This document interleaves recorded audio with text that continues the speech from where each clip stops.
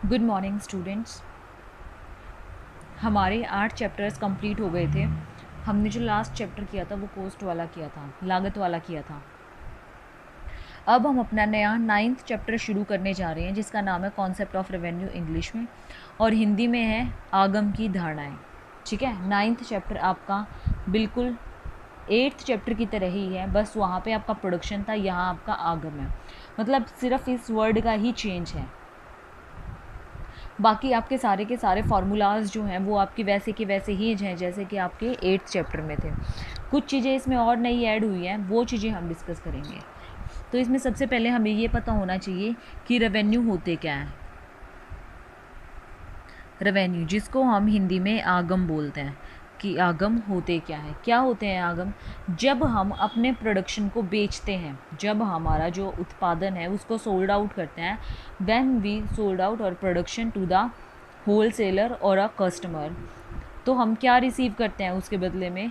Then we receive the money from his or her, कोई भी हो सकता है, वो इंसान लड़का भी हो सकती है और लड़की भी हो सकती है, या फ्रॉम होल सेलर और फ्रॉम कस्टमर। ठीक है, तो जिससे भी हम वो मनी रिसीव करते हैं उस मनी को हम क्या बोलते हैं? आगम बोलते हैं। इसका मतलब क्या है कि revenue of a form is its sale receipts from the sale of a product, कि जो भी हम अपने सेल्स रिसीट करते हैं, जो भी हम सेल्स का मनी रिसीव करते हैं मनी की फॉर्म में अपने प्रोडक्ट को सोल्ड आउट करने के बाद, वो हमारी क्या होती है? आगम होती है। मतलब जो हम अपना प्रोडक्शन बेचते हैं, चाहे वो कितना भी बेचें, उसके बदले में जो भी हमारे पास मनी आता है वो हमारा सारा का सारा क्या होता है? आगम होता है। सपोज़ करो आपके पास 100 यूनिट्स है और 100 की 100 यूनिट्स आपने 1000 रुपये में बेची, तो आपके पास क्या आएगा? मनी रिसीट हुई ना, वो मनी रिसीट जो है 1000 रुपीज़ की, वो आपकी क्या होगी? रेवेन्यू होगी। आई समझ? तो इसमें हम अपने 3 कॉन्सेप्ट्स को डिस्कस करेंगे। टोटल रेवेन्यू, एवरेज रेवेन्यू और मार्जिनल रेवेन्यू।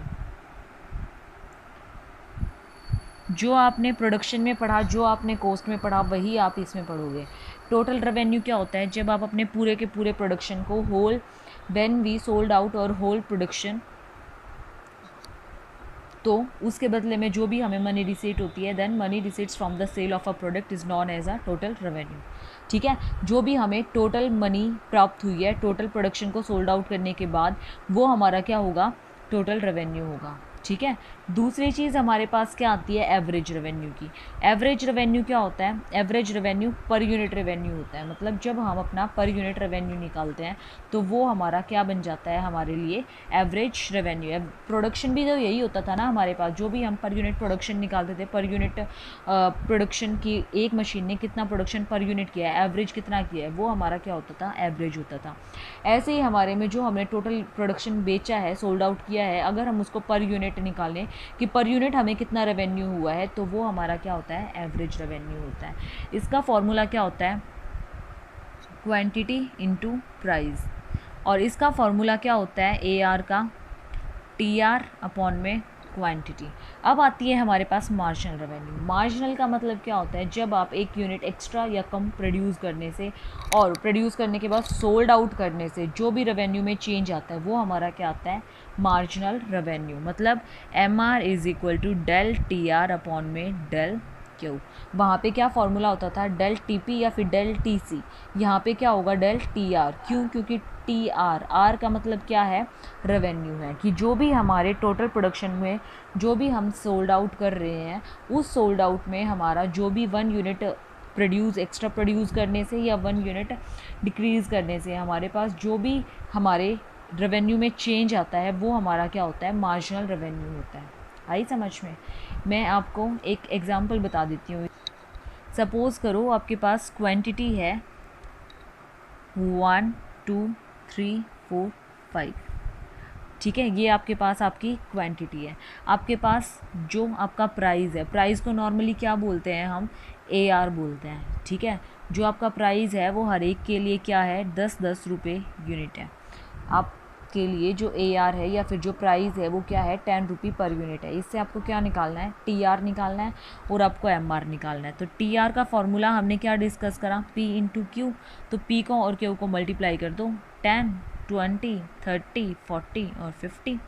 देन हमें क्या निकालना है, MR हमने क्या निकाला था, चेंज निकालो इसमें से चेंज।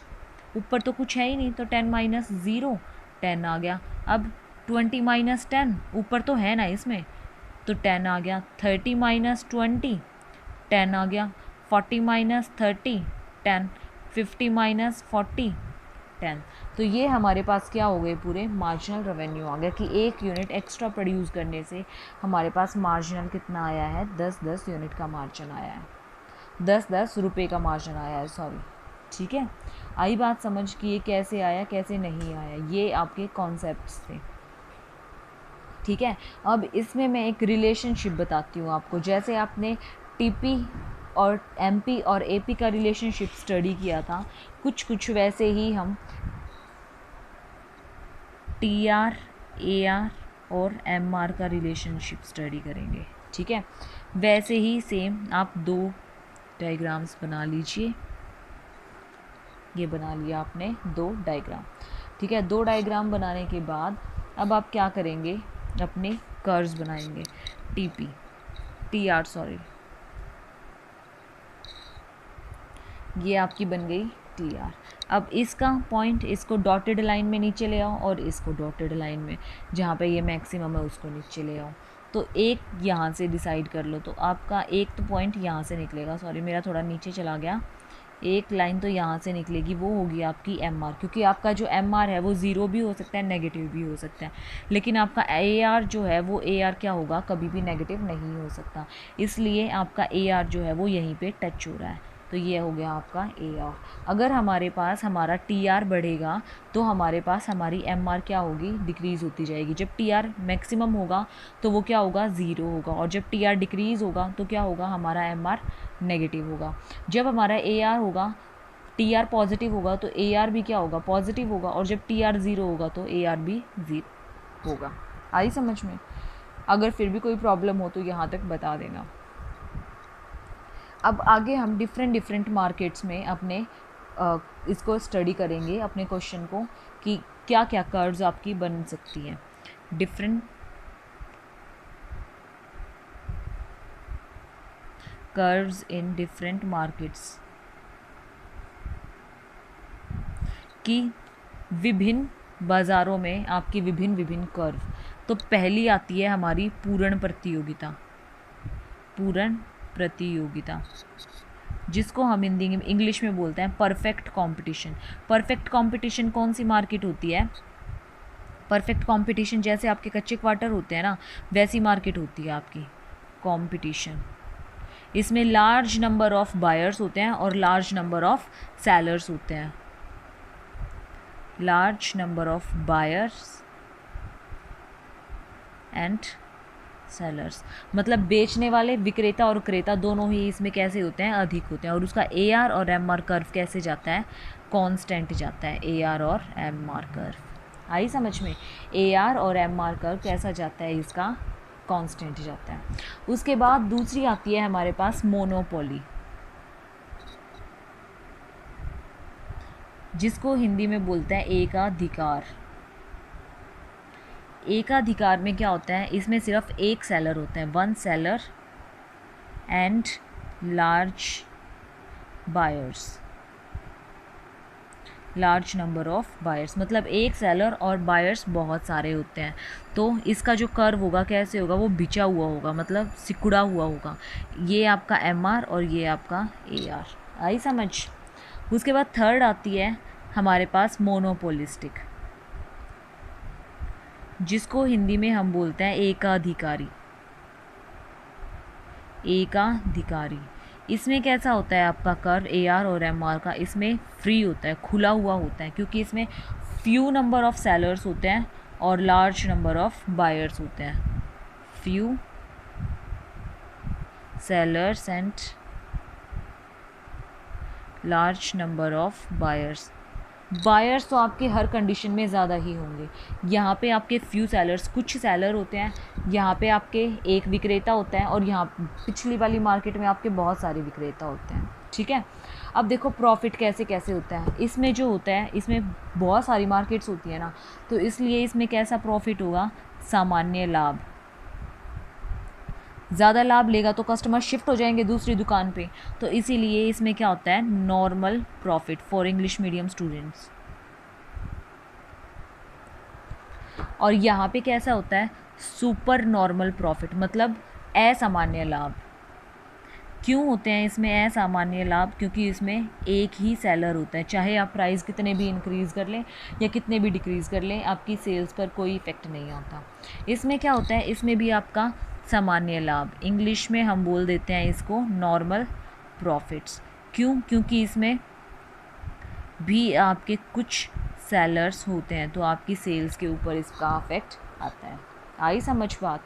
ये थी आपकी डिफरेंट मार्केट्स के अंदर आपकी AR, आपकी एवरेज और आपकी रेवेन्यू कर्व्स।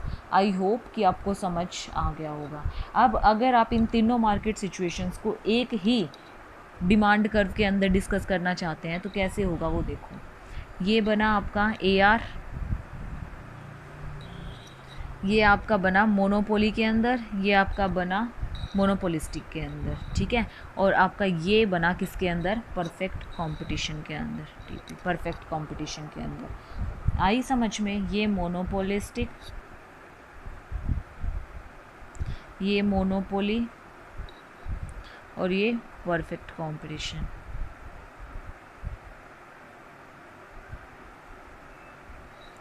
ठीक है, तो ये था आपका तीनों के तीनों चीज़ें एक ही डायग्राम के अंदर, तीनों मार्केट्स को एक ही डायग्राम के अंदर आपने कैसे रिप्रेजेंट किया। अब इसके कुछ, ये चैप्टर आज इतना ही करेंगे हम। इसमें कुछ न्यूमेरिकल्स हैं, थियोरेटिकल पोर्शन इसका इतना ही था। इसके जो न्यूमेरिकल्स हैं वो भी सॉरी, इसके जो न्यूमेरिकल्स हैं वो हम कल अपनी नेक्स्ट क्लास में डिस्कस करेंगे, और वो भी बिल्कुल सेम ऐसे ही हैं जैसे हमने कोस्ट वाले चैप्टर में डिस्कस किए थे। तो आप अगर रिवाइज़ कर रहे होंगे तो आपको समझ आ रहा होगा। बाकी कल डिस्कस करेंगे। Thank you students.